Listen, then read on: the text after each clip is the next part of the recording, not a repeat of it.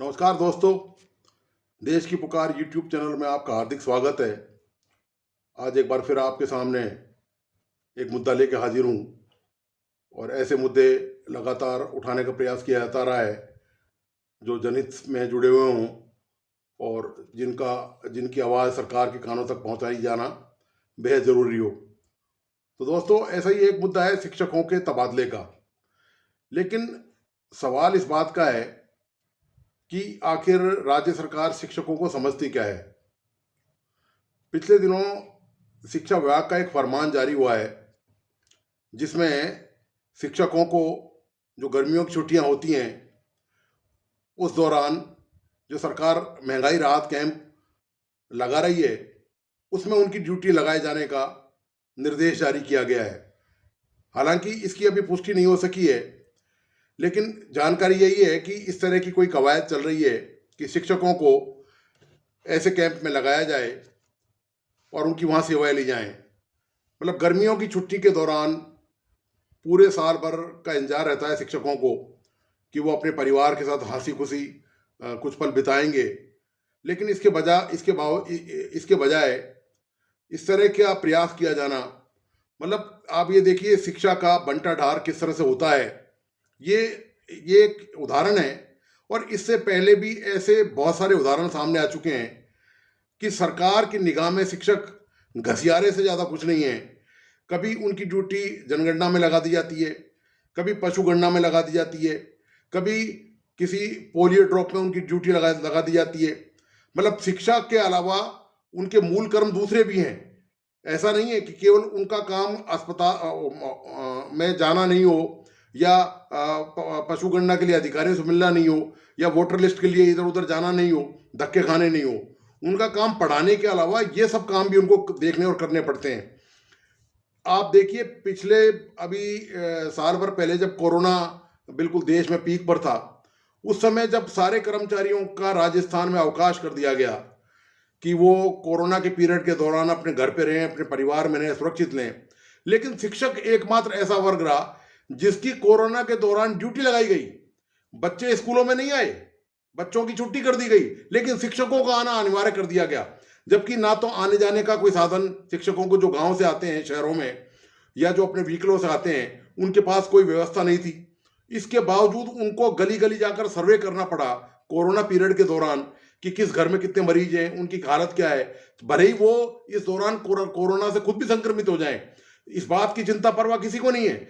ये सब शिक्षकों के कर्म हैं, इनके काम, इनकी ड्यूटियां हैं जो सरकार ने अघोषित तौर पर, घोषित तौर पर तो उनको जो वेतन मिलता है वो सिर्फ अध्यापन का मिलता है, शिक्षण का मिलता है, बच्चों के बेहतर व्यक्तित्व और विकास का मिलता है।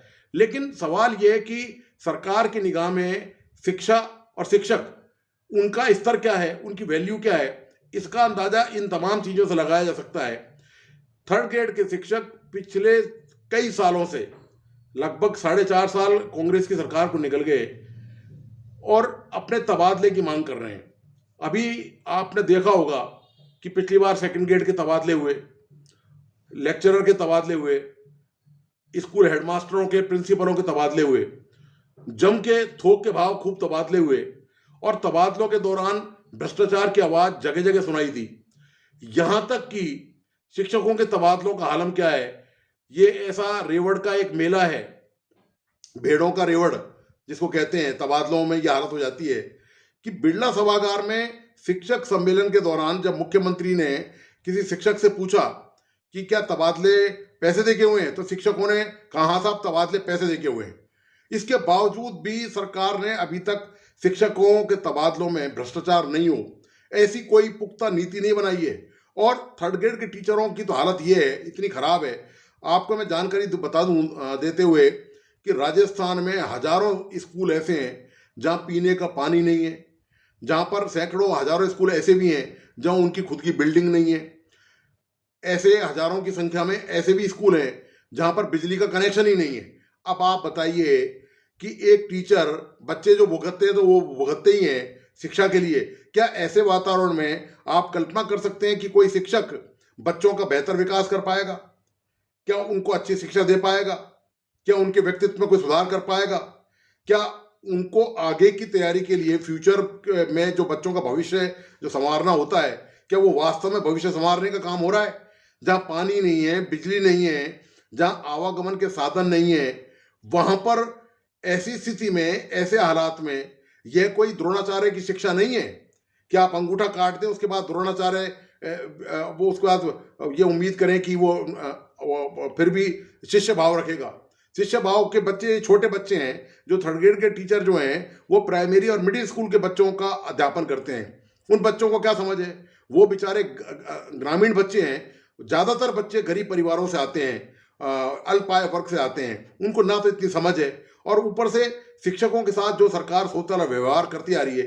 क्या आप कल्पना कर सकते हैं कि कोरोना पीरियड में ड्यूटी हो, मतगणना में ड्यूटी हो, या अभी जो महंगाई राहत कैंप चल रहे हैं, इसमें सचिवालय के कर्मचारी की ड्यूटी लगाई जा सकती है? सरकार यदि एक दिन उनकी ड्यूटी लगा दे, दूसरे दिन सरकार को जितने भी कर्मचारी हैं सचिवालय के, मैं शासन सचिवालय की बात कर रहा हूं जयपुर के, वे सरकार को घुटनों पे ले आएंगे। तो सीधी सी बात यह है कि जो सरकार केवल ताकत की भाषा समझती हो, केवल दमखम की भाषा समझती हो, केवल आंदोलन की भाषा समझती हो, उस सरकार को सिखाने के लिए और क्या रह जाता है? शिक्षकों के पास क्या अब क्या शिक्षक इन सब चीजों का विरोध करने के लिए क्या आप सड़कों पर उतरे? क्या वापस सरकार को चेतावनी दे, जिस तरह मंत्रालय कर्मचारी आंदोलन पर उतरे हुए हैं और दूसरे जो सरकारी जो विभाग हैं वो सरकार को लगातार चेतावनी दे रहे हैं अपनी मांगों को लेकर, तो क्या आप शिक्षक भी वो रास्ता अपनाएं? अब आप ये देखिए कि शिक्षकों के साथ यह जो अन्याय है, ये आज की ये नई बात नहीं है, इससे पहले भी ये चला आ रहा है। अभी राजस्थान के कांग्रेस प्रदेश अध्यक्ष गोविंद सिंह डोटासरा ने पिछले दिनों एक सम्मेलन के दौरान बीडी कल्ला की मौजूदगी, शिक्षा मंत्रियों की मौजूदगी में कहा था कि आप इनके तबादलों की नीति जल्दी घोषित कीजिए, वरना 13 जिले ऐसे हैं जब मतदाता उनके कपड़े फाड़ देंगे। मतलब आप देखिए इस हद तक रोष और आक्रोश उनको भी अंदाजा है। कांग्रेस के लोगों को इस बात का अंदाजा है कि शिक्षकों में, उनके परिवार में कितना रोष और आक्रोश व्याप्त है। आखिर ये अन्याय वो कब तक बर्दाश्त करेंगे? कब तक उनके तबादले नहीं होंगे? और वही क्यों सजा के पात्र बने?